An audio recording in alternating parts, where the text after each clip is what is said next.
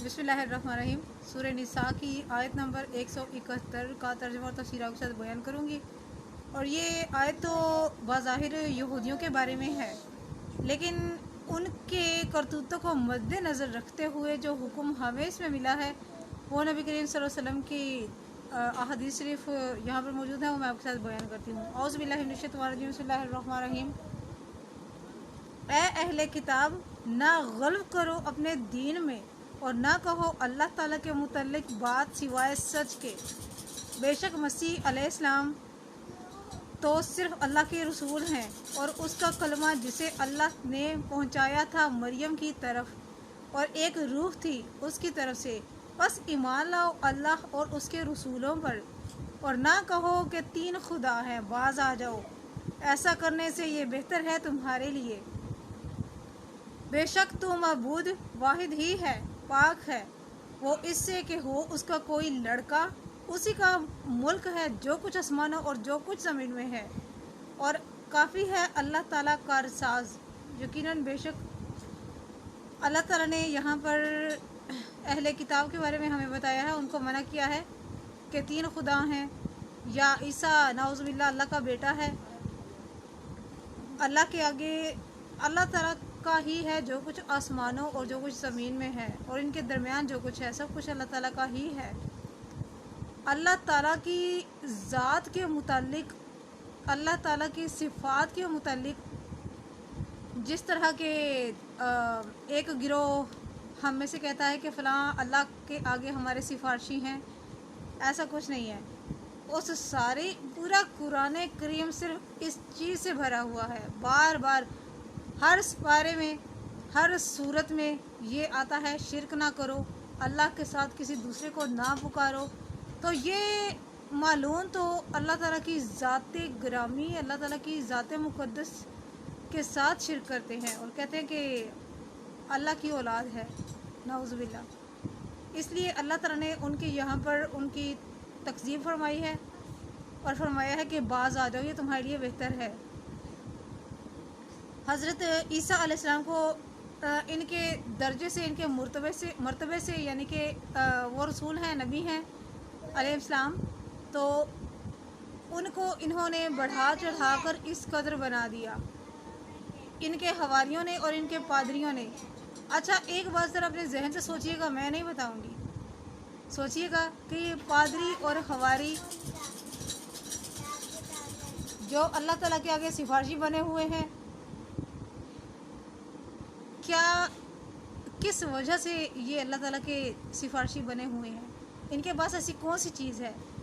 क्या वो अपने अमाल से इस कदर मुतमईन हो चुके हैं, सेटिस्फाइड हो चुके हैं कि उनको ये लगने लगा है कि हमसे ये काम करवाओ, हमें इतनी कीमत दे के ये काम करवाओ, हम तुम्हारा ये काम कर देंगे, करवा देंगे, या हम नज़र और न्याज करके तुम्हारे ऊपर से हम लोग मुसीबत को टाल देंगे। ना, मुसीबत से टालने का काम अल्लाह ताला के सिवा किसी और के पास नहीं है।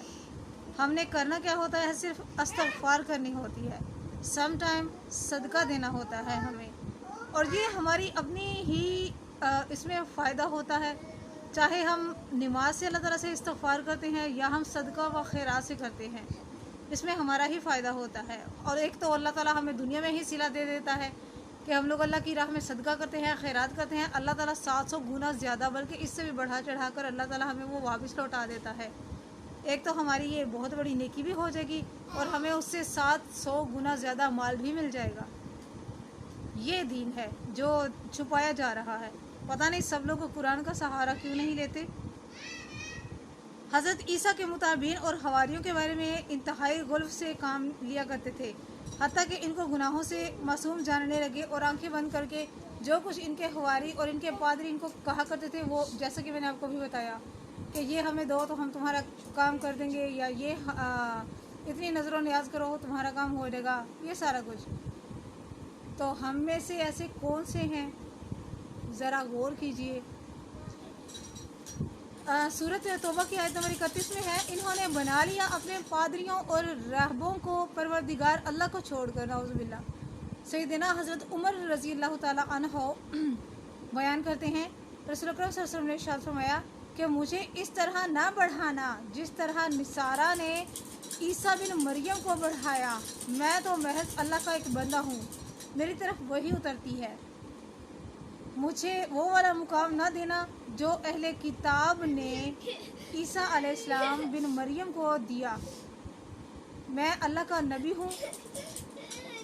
حضرت انس بن مالک رضی اللہ روایت کرتے ہیں کہ ایک شخص نے رسول اکرم صلی اللہ علیہ وسلم کی خدمت میں حاضر ہو کر کہا، اے محمد صلی اللہ علیہ وسلم، اے ہمارے سردار کے بیٹے، ہم میں سے سب سے زیادہ بہتر کے بیٹے۔ یہ سن کر رسول اکرم صلی اللہ علیہ وسلم نے اسے ارشاد فرمایا، اے لوگو، سوچ سمجھ کر بولو، کہیں شیطان تمہیں بہکا نہ دے، میں محمد بن عبداللہ اللہ کا بندہ ہوں، اس کا رسول ہوں، خدا کی قسم میں یہ پسند نہیں کرتا کہ تم میری ذات میں یوں بڑھا چڑھا کر مقام و مرتبے کو بلند کرو، جو اللہ تعالیٰ نے مجھے عطا فرمایا ہے وہ بہترین ہے۔ وَلَا تَقُولُوا عَلَى اللَّهِ إِلَّا الْحَقَّ، یعنی اللہ تعالیٰ کی ذات میں حق کے سوا اور کچھ نہ کہو۔ جو لوگ یہ کوئی باتیں لکھ کے کہہ دیتے ہیں کہ یہ حدیث ہے، یہ اللہ کا ارشاد ہے وغیرہ وغیرہ، یہ غلط ہے، یہ نہیں ہونا چاہیے، بلکہ بہت ساری چیزوں کو جن چیز کا کوئی حوالہ نہیں ہے ان باتوں کو قرآن و سنت کی طرف وہ ان کو ریفر ان کو کر کے تو یہ کہا جاتا ہے کہ یہ حدیث ہے، یہ سنت ہے یا یہ اللہ کا ارشاد ہے۔ ایسا نہیں ہونا چاہیے۔ اللہ تعالیٰ کی ذات میں حق کے سوا کچھ نہ کہو، اگر کچھ کہنا چاہو تو۔ ان المسیح عیسی ابن مریم، یعنی حضرت مسیح اللہ کے بندوں میں سے ایک بندہ ہے اور اس کی مخلوق کا ایک فرد ہی ہے۔ اللہ تعالیٰ ان چیزوں سے منزہ اور بالاتر ہے، یعنی کہ جو اس کی شان میں گستاخی کی جاتی ہے۔ بلکہ حضرت جبرائیل علیہ السلام کو اللہ تعالیٰ نے جب مریم علیہ السلام کو یہ پیغام دینے کے لیے بھیجا تو جبرائیل علیہ السلام نے مریم علیہ السلام کے سینے پر پھونک ماری۔ جی ہاں، مریم علیہ السلام کے سینے پر پھونک ماری۔ یہ سوال میرے دل میں بھی تھا، ظاہر ہے بہت سارے لوگوں کے دلوں میں ہوگا یہ سوال، تو وہ ان کے سینے پر پھونک ماری گئی تھی، جس سے اللہ تعالیٰ نے انہوں نے ہمیشہ اپنی، اللہ تعالیٰ ان کی گواہی دے رہا ہے مریم علیہ السلام کی کہ انہوں نے ہمیشہ اپنی عصمت کی حفاظت کی، اس لیے اللہ تعالیٰ نے ایسی ہستی سے مریم علیہ السلام سے اپنے روح اللہ جن کو لقب عطا فرمایا، ان کو اللہ تعالیٰ نے پیدا فرمایا، ان کو مبعوث کیا، ان کو نبوت بخشی۔ سورۃ انبیاء کی آیت نمبر 91 میں ہے، اور یاد کرو اس خاتون کو جس نے محفوظ رکھا اپنی عصمت کو، بس ہم نے پھونک دیا اس میں اپنی روح سے، اور ہم نے بنایا اسے اور اس کے بیٹے کو تمام جہان والوں کے لیے نشانی۔ محمد صلی اللہ علیہ وسلم اللہ کے رسول اور بندے ہیں۔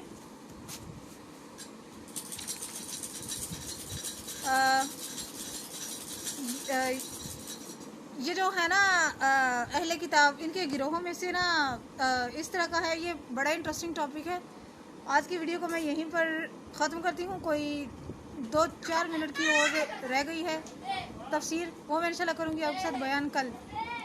برائے مہربانی بلکہ میں تھوڑی سی کر دیتی ہوں۔ سورہ نساء کی آیت نمبر 17 کی نصارہ کی جہالت کی انتہا ہے کہ ان کے کفر کی نہ کوئی حد ہے اور نہ کوئی ضابطہ، بلکہ عیسیٰ علیہ السلام کے بارے میں ان کے اقوال اور گمراہ کن عقیدے ہیں۔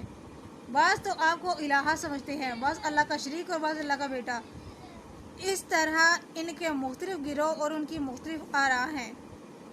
کسی بزرگ نے کہا ہے کہ اگر 10 نصرانی جمع ہو جائیں تو وہ 11 مختلف آراء میں بٹ جائیں گے۔ باقی کروں گی انشاءاللہ کل۔ صدقہ جاریہ کی نیت سے شیئر کیجیے گا۔ جزاک اللہ خیر۔